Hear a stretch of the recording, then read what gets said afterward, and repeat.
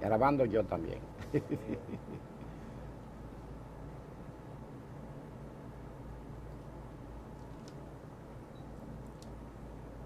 Hoy es miércoles 15 de noviembre del año 2006, aproximadamente las 9:20 de la mañana. Estamos en el Archivo General de la Nación, trabajando en el marco del proyecto Voces de la Revolución de Abril de 1965.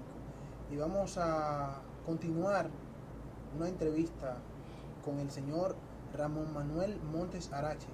Ya él estuvo con nosotros en una oportunidad dándonos algunas informaciones de lo que fueron los acontecimientos de la Guerra de Abril de 1965, las causas que la provocaron, entre otros temas. Y ya en esta segunda parte vamos a continuar esa entrevista con nuevas informaciones que teníamos pendientes, como el asalto a la fortaleza Osama que tuvimos por ahí y otras más que tenemos ya enlistadas. Buenos días, comandante. Muy buenos días, Jesús. Ya usted no es nuevo aquí. Bueno, sí, pero lo único que quisiera es que me cambien el nombre, porque siempre me dicen Ramón Manuel, yo soy Manuel Ramón. Manuel Ramón. No importa, eso el orden de factores no altera el producto dado. Sí, eso advertí que le habían puesto el nombre al revés. Sí. Es Manuel Ramón. Exacto, para servirle a ustedes y a Dios y a la patria. Sí, bueno, pues él introdujo una primera parte, pero que habíamos hablado del asalto a la fortaleza Osama. Ya. Pero ¿ya sí? Ok. Pues sí, habríamos entonces conversado con relación al asalto a la fortaleza Osama. Quizás quedaban algunos detalles. Como nosotros le decíamos, queremos la mayor cantidad de detalles posible, porque le vamos a comunicar a las generaciones de hoy que no conocen ni los actores de la Revolución de Abril, ni la Revolución de Abril como tal. Bueno, ¿por dónde ustedes quieren que yo pueda comenzar con respecto a la, si mal no recuerdo, con respecto a al asalto a la fortaleza? Esto se produce unos días después de estar nosotros invadidos realmente por los norteamericanos. Es decir, la invasión comenzó, creo que ya estaba programada desde antes del 24 y todo, ante cualquier contingencia que se operara en el país, porque ya es bien sabido que el Comando Sur tenía en alerta su flota en Puerto Rico, ok, todo, cosas del pasado, que ahí están los detalles. Pero el día 27, cuando lo que se llamó y se escenificó el combate del Puente Duarte, que ya hemos conversado de esto, Sí. Viene, el día 28 amanecemos prácticamente ya invadidos, esa es la palabra, porque ya se comienza la operación masiva desde los lados del hotel, el embajador y en la base aérea de San Isidro. Bien, la operación de la fortaleza Osama se produce, este dato no lo tengo yo realmente muy presente porque yo no abandoné el área del puente, que para mí era el punto álgido de la contienda. En este caso, en este momento, creo que fue el día, la fecha exacta no la recuerdo, quizás ustedes la tengan exactamente. Pero sé que ante lo que se estaba rumorando, hablé con el coronel Camaño, que era el jefe político de la revolución, y traté de convencerle que por qué no se hacía un intento de que, habiendo estado prestando el servicio con la policía, él tenía muchos compañeros ahí todavía que podía llamarlo y así evitar un confrontamiento. Bueno, entre sí o no, yo creí que había logrado algo con Francis, como le llamaban al coronel Camaño, los amigos de él. Pero desgraciadamente no. sé que se preparó el asalto y el día del asalto creo que si mucho se ha hablado, muchos han tratado de intervenir, muchos han dicho como ha acontecido en apenas 40 años que han salido expositores que prácticamente lo han hecho todo en la lucha, que es un desfase con respecto al deber que tenemos nosotros para esa juventud que necesita saber la verdad.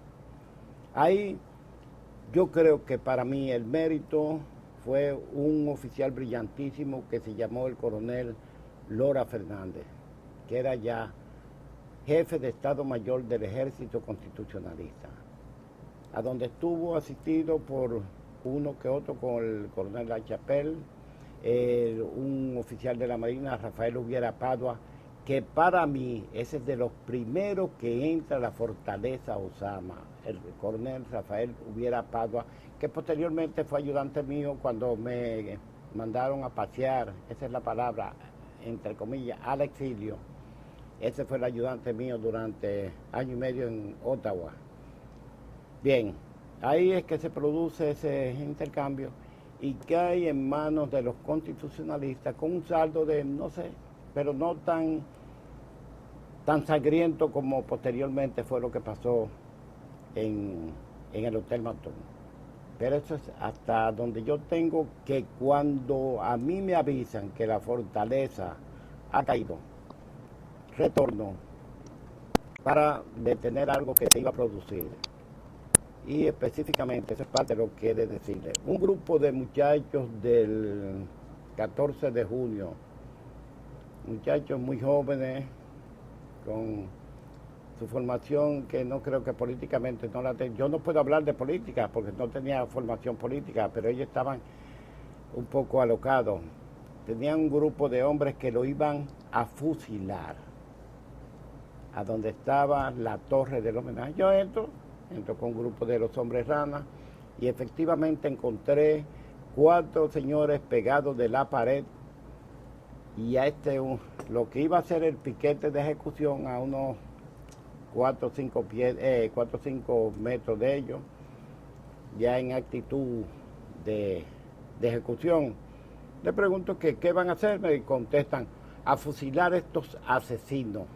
Digo, bien, que sí son unos asesinos porque han matado gente, aquí está este que hizo esto. Específicamente les voy a decir quiénes eran. Estaba un ex jefe de la 40 que era el coronel David Balcárcel, Gerardo Marte, que era de la policía, que había tenido un problema con un individuo allá en Montecristi y que posteriormente pasó a ser un ayudante de Francisco Alberto Camaño, muy meritorio.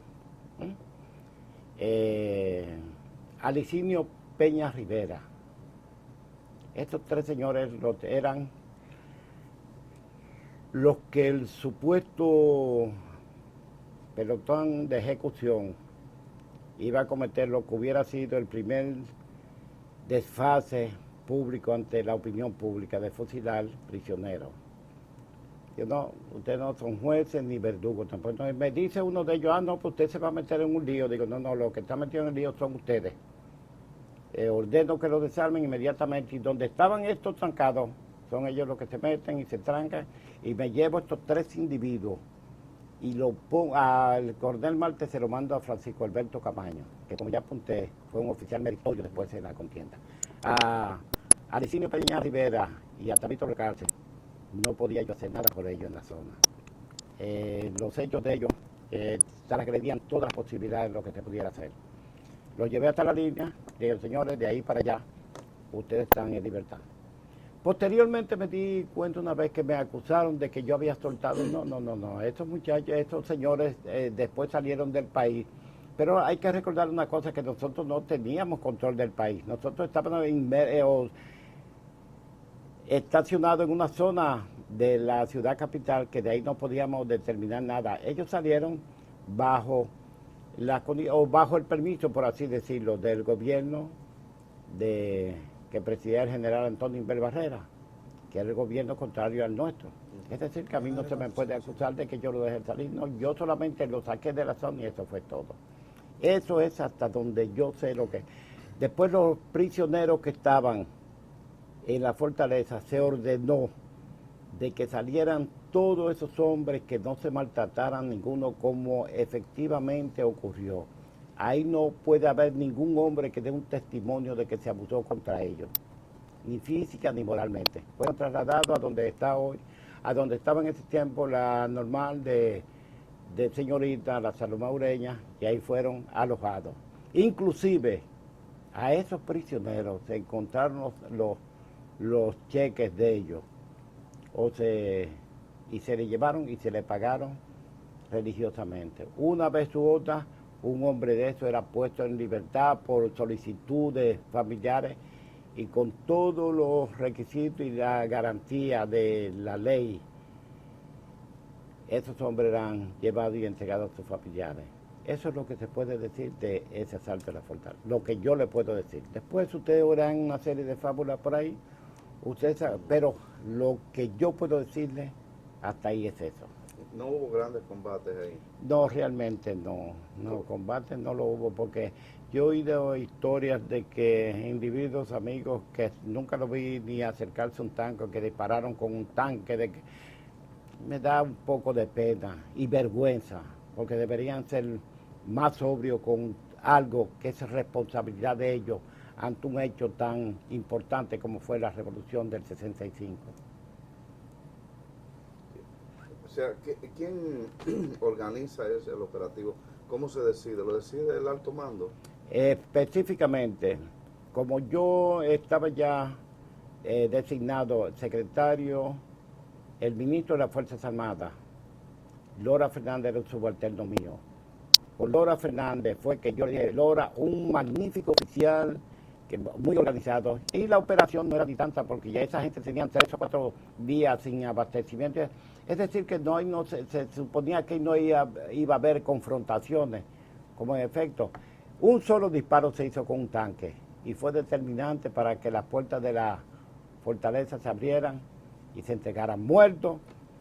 Posteriormente, por cualquier disparo zafado, pero en confrontación directa, ahí no hubo, puede decirse que no se pueden contar con los dedos de una mano que hubo tantos muertos.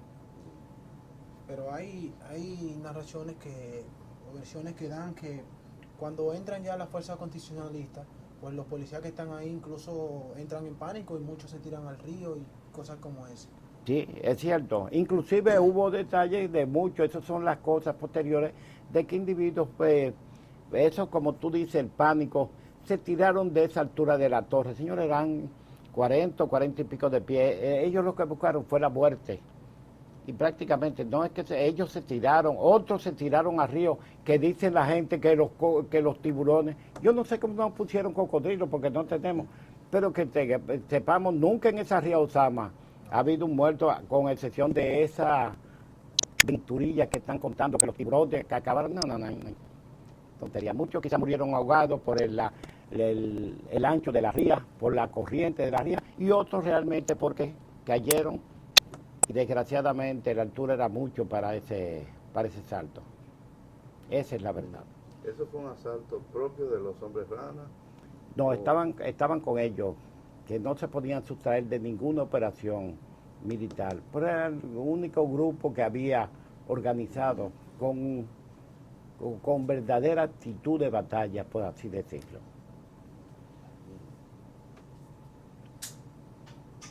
Hay otro evento. Alguien nos informaba, incluso algunos de los entrevistados, que hubo también combates de aquel lado. Bueno, después que estuvimos separados, el único combate que se puede decir combate, que para mí no fue combate, sino fue el de la zona norte. Yo no le llamaría eso combate, desde el punto de vista del criterio militar. Para mí eso yo lo catalogo, lo mantengo y lo sostengo como un genocidio que se operó. Un verdadero genocidio, que hoy por hoy todavía se están echando culpa al gobierno, al otro. Yo no sé cómo no le echan la culpa al gobierno de Trujillo, porque ya había desaparecido la tiranía. Pero de allá para acá hay muchos que son responsables, quienes tienen que responder de esos muertos, que fueron arrebatados a las madres, el ejército dominicano que estaba operando en aquel lado, apoyado por el ejército interventor.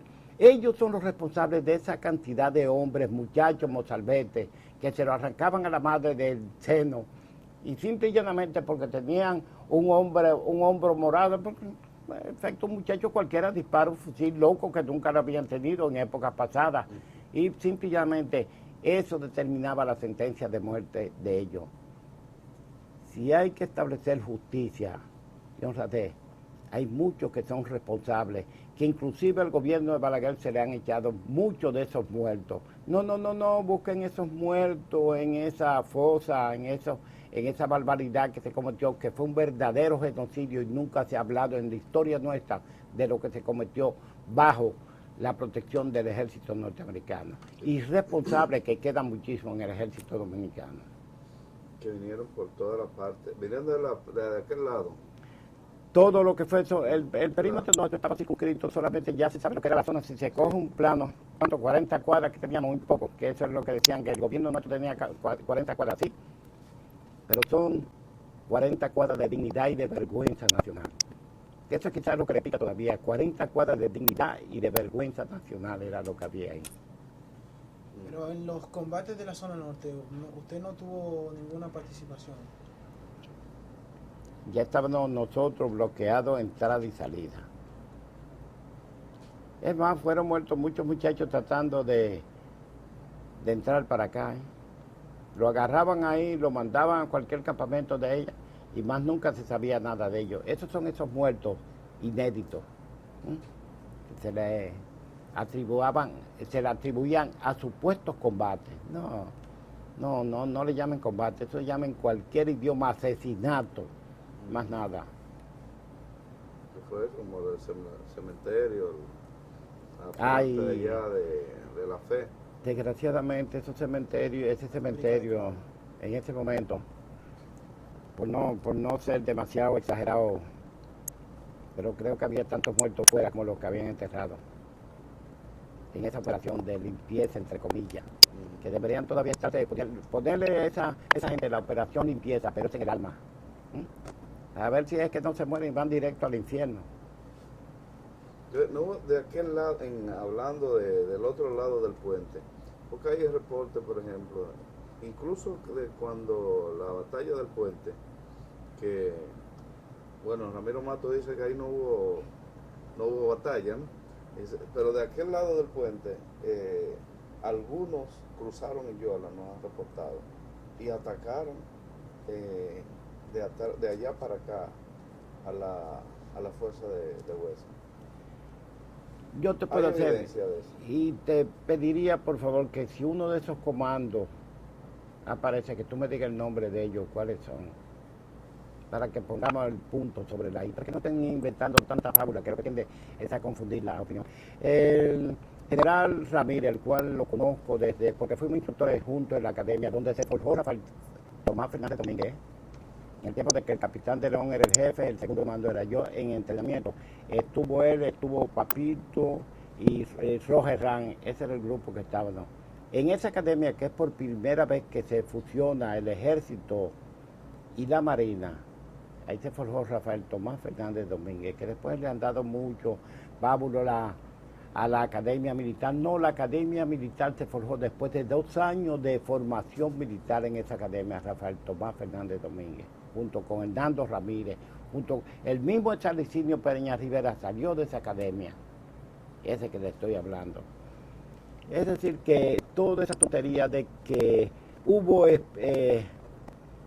que yo conozca, yo me ciño simple y llanamente a lo que he vivido, lo que vi y lo que hice. Modestia aparte, no puedo inventarme. Sí, pero no decían que fue comando, sino que, por ejemplo, para ponerle el caso, Monchín Pinedo nos dice que Plinio Mato Moquete cruzó con un grupo de hombres en una yola, cruzó el puente y empezó a disparar de aquel lado hacia acá a la fuerza de Huesa. Yo respeto la opinión de ese muchacho, pero hasta ahora, primera vez que me entero de esto. Primera vez que me entero de esto. Y lo considero una heroicidad, porque atreverse a eso, de aquel lado eso estaba infectado todo de esos que ya sabían ellos que estaban en desbandada. Y ya lo que teníamos prácticamente no era soldados, eran verdugos lo que había. Yo... Hay muchas cosas que aparecen así por... Pero con relación a eso, por lo menos a nivel del alto mando, no se pensó en ningún momento una invasión o un contragolpe ya en lo que era la base aérea de San Isidro. Te voy a contestar esa pregunta, y muy bien hecha. Óyeme esto, si estamos ya invadidos, simple y llanamente lo que nos cae a nosotros es el grueso de esa potencia militar, la más poderosa, entre comillas, militar, pero no moral, del mundo. Estamos con 42,000 soldados. El día 28 en la mañana, hubo un hombre que fue de los soldados que yo estuve, o de los entrenadores que yo estuve en la escuela de comando, que fue el Ilio Capozzi, un romano, que fue entrenador, que perdió en la Segunda Guerra Mundial, perdió en Abisinia, es decir, él era un combatiente nato. El día 28 en la mañana, me dice él a mí, Monte, a eso de las 8 y pico de la mañana, cuando ya estamos nosotros convencidos que somos los dueños del teatro de la guerra, en la plazoleta donde se significó el encuentro ese. Me dice escuetamente, Monte, sobre San Isidro. Yo lo miro perplejo, porque yo he recibido una academia que durante toda mi vida lo que hemos hecho es jugar a la guerra. Lo he dicho una y otra vez. Por primera vez está en este momento, hacemos la guerra con las secuelas de dolor y de sangre y de hombres muertos que yo había visto en mi vida, que no lo vi en ningún entrenamiento antes, en ninguna maniobra que hubiéramos hecho antes, la cantidad de hombres muertos. Y me he quedado perplejo, digo, Capozzi, ¿qué tú me dices sobre San Isidro? Es el momento. Digo, no, Capozzi, yo no tengo gente, tengo que reunirlos como me anotaban los cánones de guerra o los cánones de operaciones. Y en efecto, teníamos muertos, deserciones, y no tengo un grupo más que 30, 40, 50 hombres. Pero tenía mucha razón. Pero ya San Isidro estaba haciendo control de la fuerza de la 42 aerotransportada norteamericana.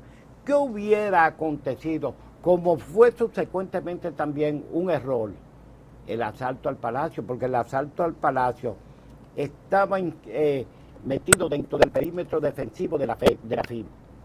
Son cosas, errores que se cometen, pero son errores humanos que tienen su precio, y el precio se pagó. Si hubiéramos ido, o hubiéramos quedado en el camino, o no hubiéramos llegado nunca a San Isidro. Esa es la verdad, cuenta. Ya con la fuerza de ocupación, porque ellos no iban a intervenir, supone. ¿Que no qué? Que eran fuerzas de paz, ¿verdad? Pero lo cierto es que se convirtieron en el enemigo incluso. Ellos le dan el giro de guerra, de una guerra civil a una guerra patriótica. Sí, precisamente, ellos ya vinieron. ¿Por qué se produce la invasión? De que ya estaba, por el concepto de la geopolítica, esa invasión estaba determinada ya. Que es por primera vez, hay una periodista que se llama Claudia Fernández, que publicó hace unos cuantos años uno con documentos desclasificados, que por primera vez en la historia del ejército norteamericano, el ejército inicia una acción sin el consentimiento del presidente de ellos, que era Lyndon Johnson, el cual había relevado a Kennedy, que había sido muerto hacía días atrás. Bueno, pues, ¿qué pasa? Ellos tenían una espina clavada en el costado, que aún la tienen con un régimen comunista, a 80 millas de costa, ante el temor de que hubiera en el Caribe un segundo estado comunista. Era un descrédito grande para ellos. Por eso fue que anunciaron que la revolución estaba infiltrada por elementos. No, había elementos de izquierda, pero nunca tuvieron control militar sobre las operaciones de este lado. Nunca, nunca, nunca. Es decir, y ellos aprovecharon esa cuestión para invadir. Es decir, que ya eso era algo, la crónica de una muerte anunciada. Sí.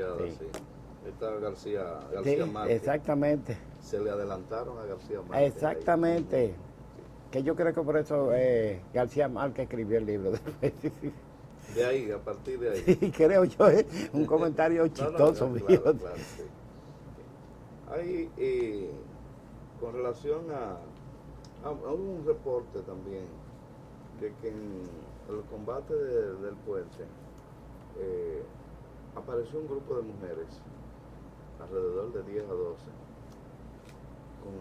con armas, ¿no? Creo que tenían incluso mouse, se las cambiaron, le dieron Cristóbal, que era más cómodo para que las mujeres tiraran.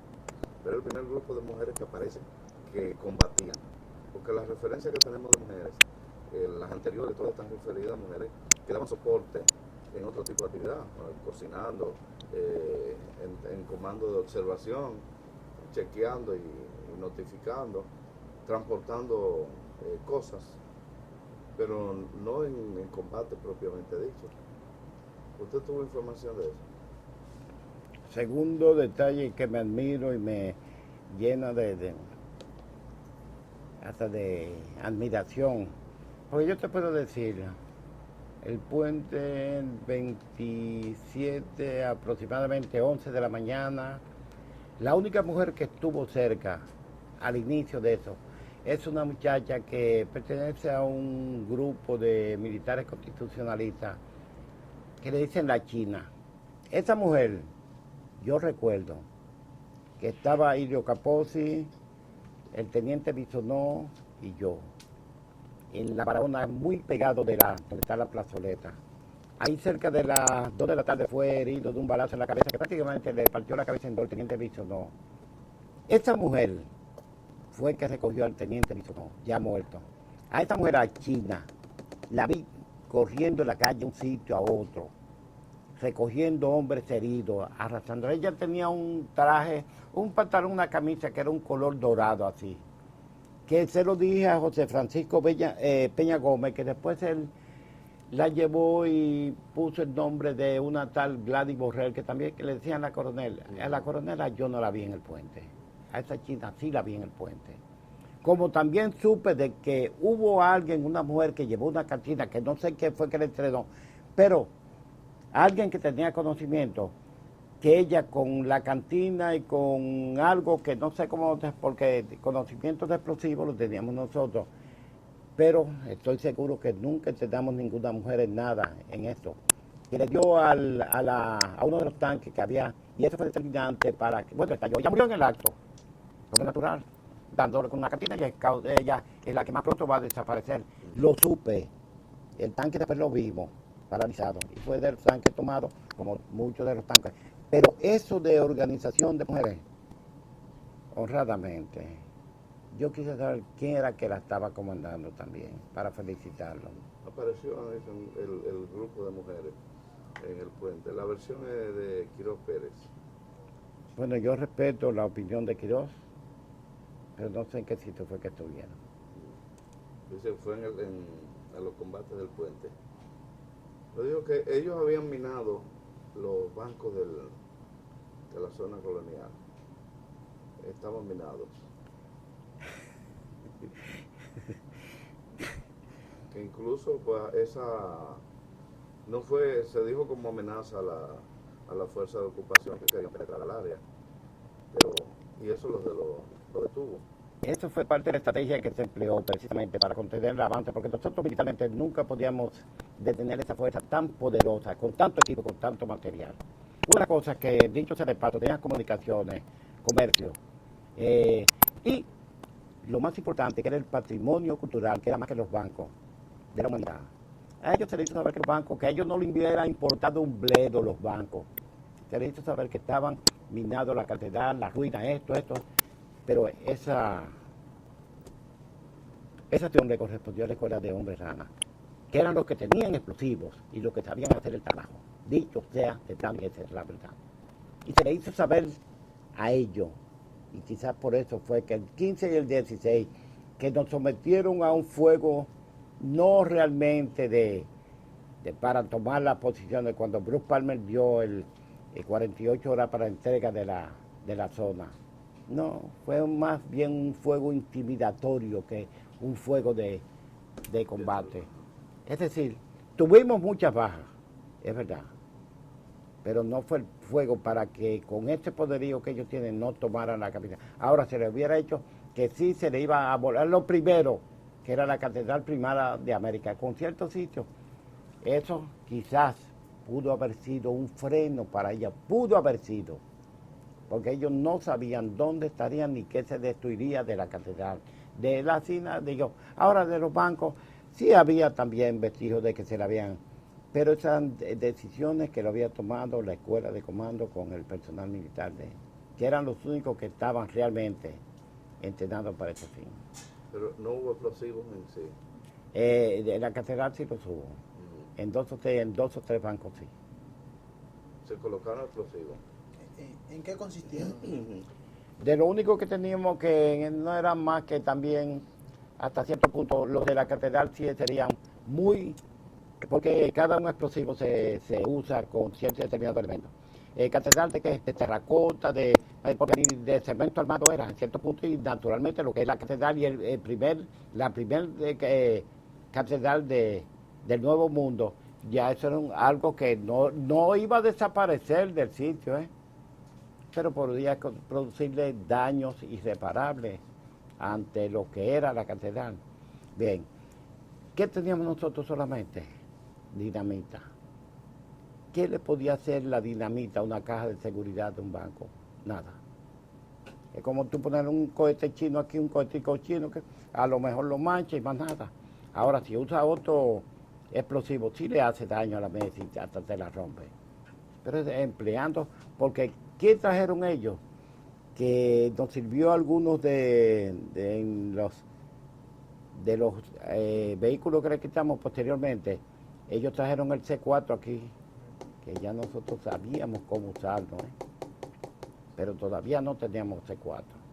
Ahora, de las primeras que cayeron aquí, sí se le hizo saber que teníamos ya. Eso fue lo que parió un poco, y a partir de eso, jamás cayó un vehículo de ellos con material de esa calidad, hermano. Esa es la verdad también. Tomaron la previsión. Digo, con eso, recuerde que ocurrió algo, que el primer uso del C4 en este país ocurrió con la ferretería de los hermanos Guerra. La destrozaron totalmente. Todo lo que se empleó ahí fue C4. Ahí no quedó. ¿Dónde se localizaba?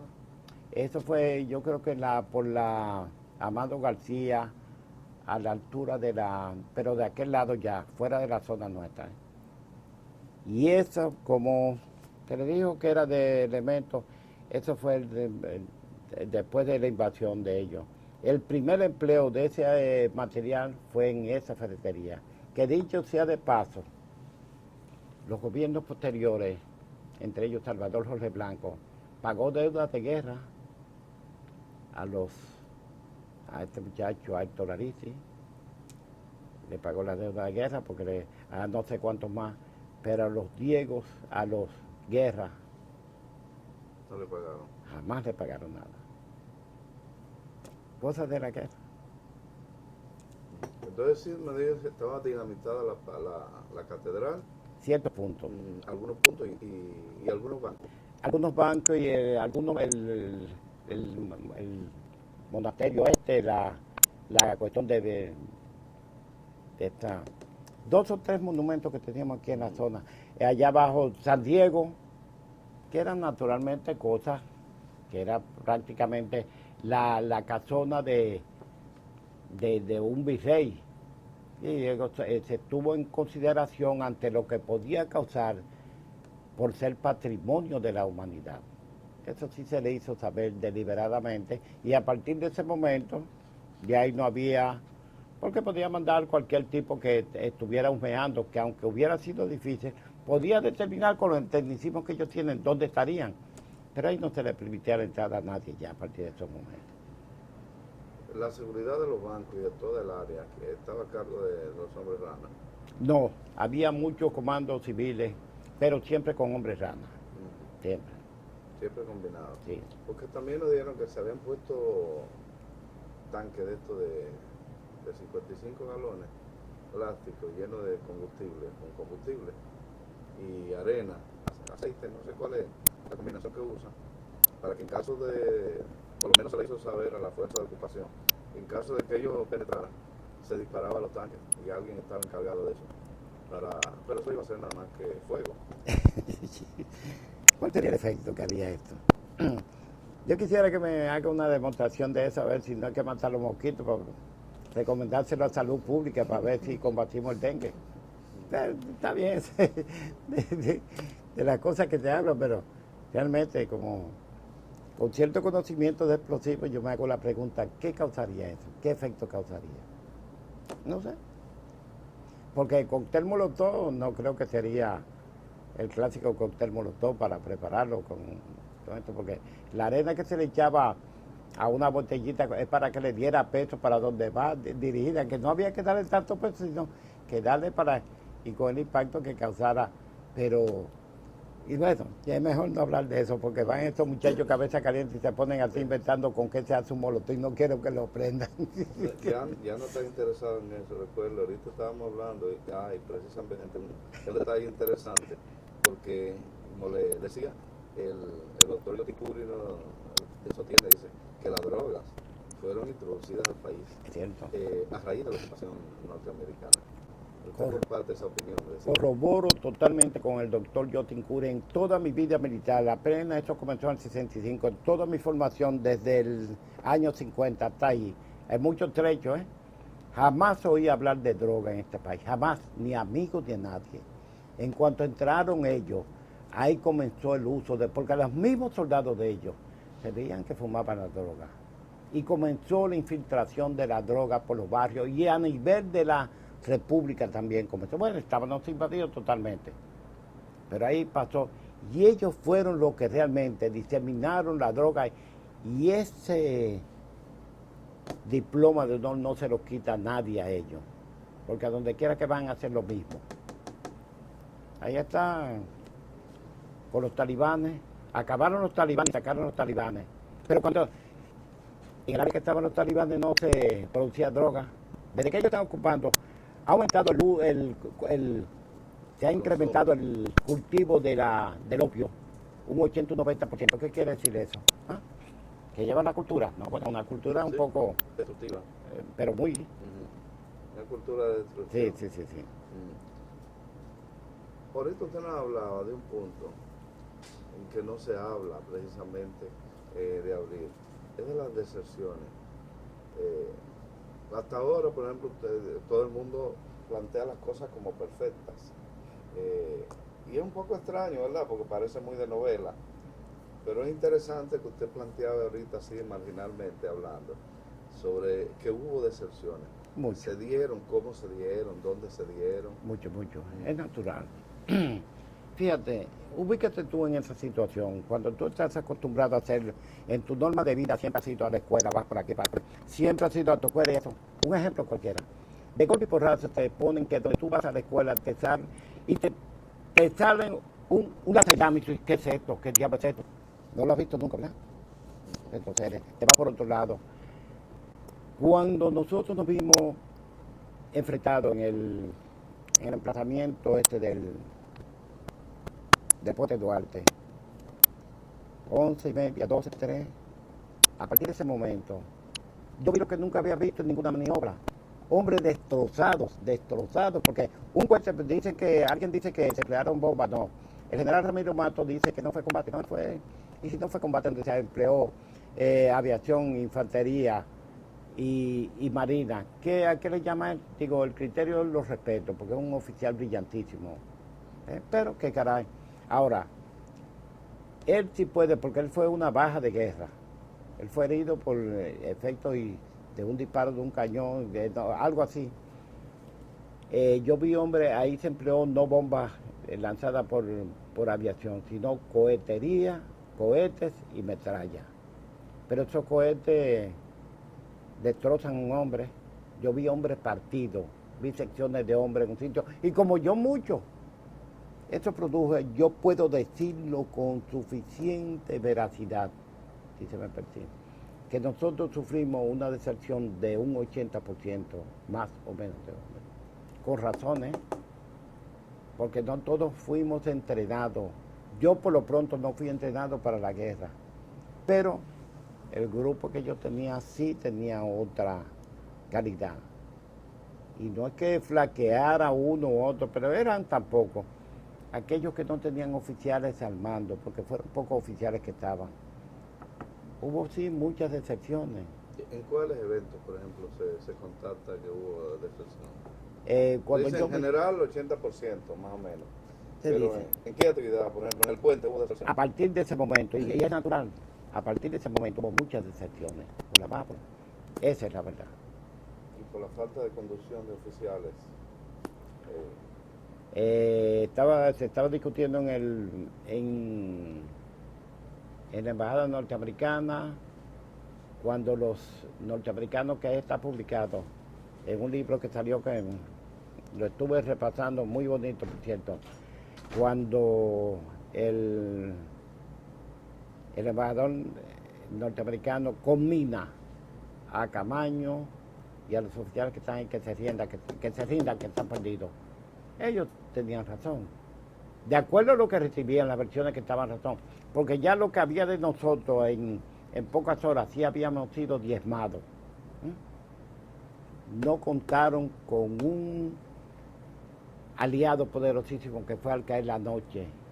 Que no solamente no fueron mujeres, yo no sé si fueron mujeres porque eso no lo vi yo, pero sí estaba en la zona, pero al otro día lo que yo vi, más que esos hombres destrozados por la metralla y por los cohetes, fueron los hombres muertos de infantería del CEFA, muertos, o a cuchillada, o a palo, y yo no vi muchos tiros por la noche, un tiro más que otro. Al otro día sí vi muchos muchachos, mozalbetes con fusiles, que me costó quitarle muchos de ellos, porque se iban a usar la baja ellos mismos, de esos soldados. ¿Cómo lo consiguieron? Matando soldados. Y esos fueron los que repelieron realmente el cruce de la infantería, más que el enfrentamiento de los soldados. Esa es la verdad. Monda y lironda, como dicen. Sí. Se dio siempre, o hubo en la deserción, o hubo en algún momento en el cual ya las fuerzas se estabilizaran y la deserción bajara. Mucho, mucho. Después de establecido el cerco y tomando la posición que se formó el gobierno constitucionalista, yo puedo decirte, se podía operar uno que otro, que no era tomado en cuenta, ni los nombres han transgredido, pero podía ser, por causa y efecto de cualquier cosa, cuestiones familiares, cuestiones de lo que fuere. Pero ya si no se operara, sino que ya se había operado algo que había creado una especie de orgullo el estar dentro de la zona.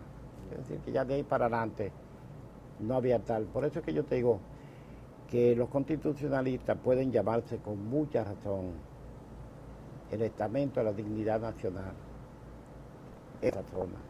Eso sirvió porque después la misma población, estando ya ocupada, del otro lado, venían gente con su carro lleno de gasolina, darnos gasolina, nosotros traían dinero, traían combustible, y eso es algo que hay que resaltarlo. Eso es muy bonito. Como es algo que hay que hacer constar también, que la zona que defendimos nosotros contra viento y marea, todos los intereses, nunca ha habido una organización comercial que haya hecho un reconocimiento a la honradez del gobierno constitucionalista. Nunca lo han hecho. Pero no importa, no estaban para eso.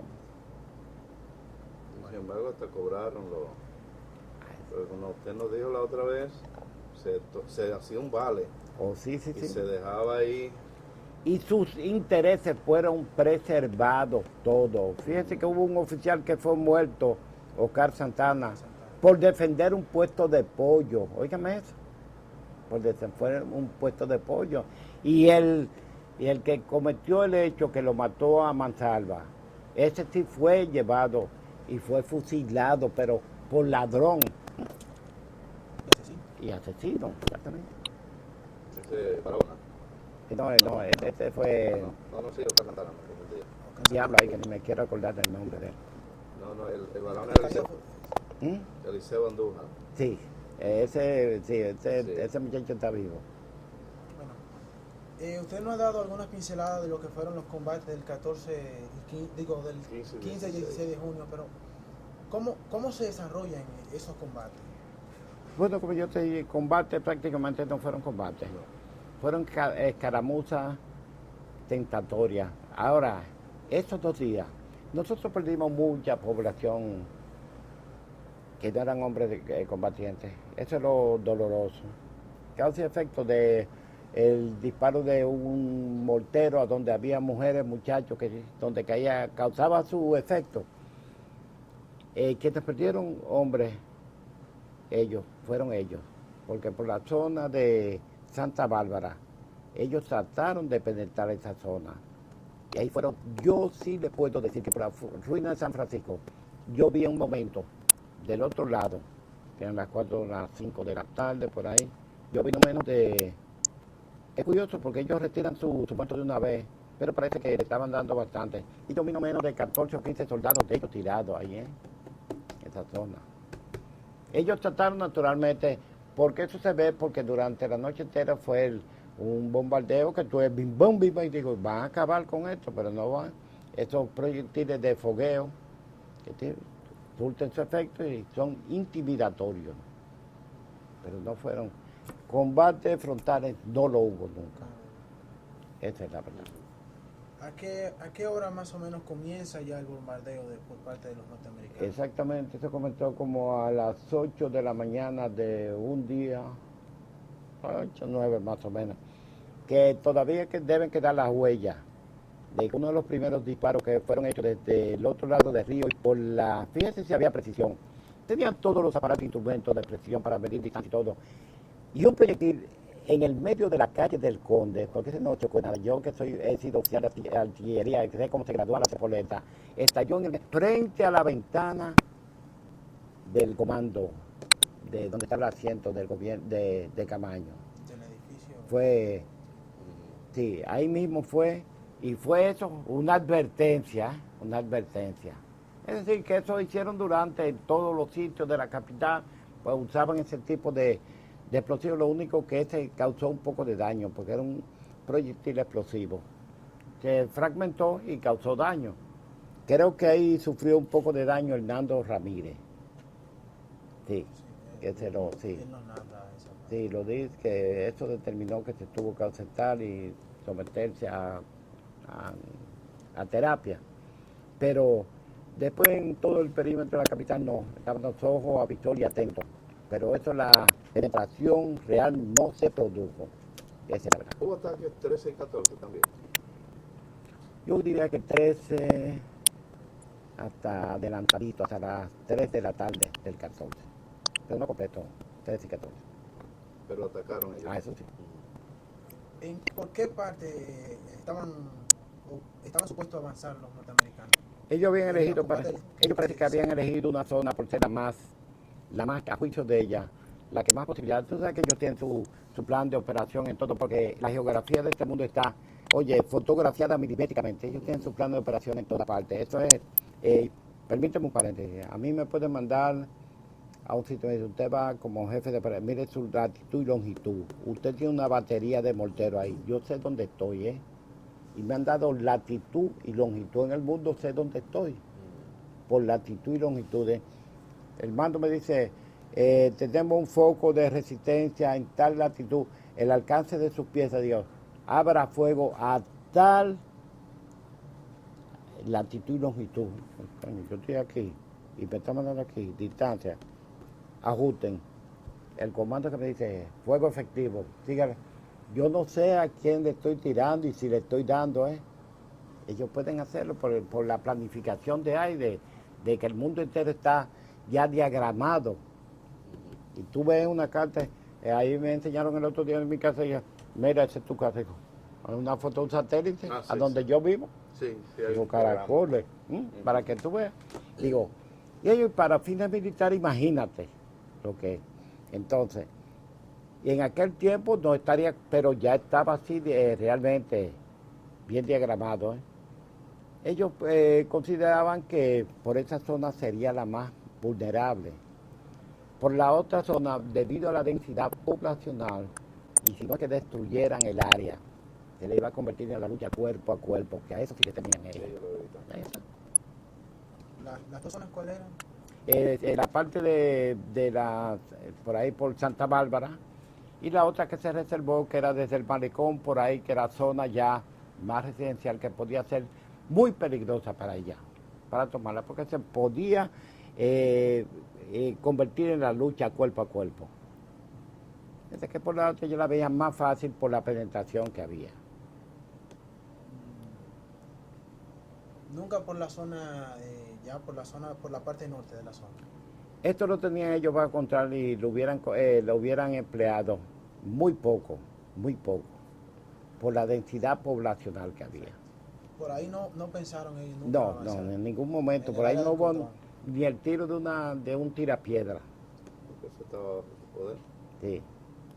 Era la parte más fácil.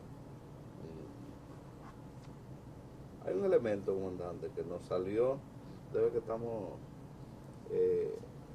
haciendo preguntas muy puntuales.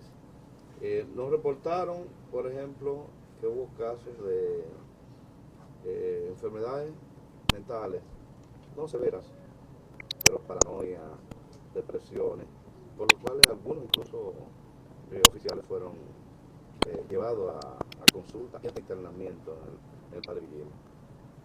Podía darse el ¿Algún caso. oficial usted conoció de eso? No, yo no. Podía darse el caso como es natural. Cuando estamos acostumbrados a jugar siempre con un mismo material y de la noche a la mañana nos presentan otro material, pues se puede dar el caso. Simple y llanamente que uno pregunta, ven acá, ¿y por qué este cambio de...? Y esos son, como seres humanos estamos sujetos a todas esas eventualidades. Y podía ser que conocí, no, ninguno, pero podía darse el caso. Sí, incluso hubo, probablemente llegó hasta 6 los casos de internamiento Podía ser, con tratamiento psiquiátrico. podía Y ser. después, Y considero que eran pocos, ¿eh? No, porque después consultas sí hubo, poco más de 15. Y considero que eran pocos, dado el giro y el giro que hemos tomado de lo que se pretendió a lo que cómo se desarrolló eso, de la noche a la mañana. Pues creo que sí. Sí, la Eran pocos. frustración y eso. Sí. Eran los casos, sí se reportan, son casos muy asociados al evento. La versión del doctor Tirso Mejía Ricardo, Podía ser.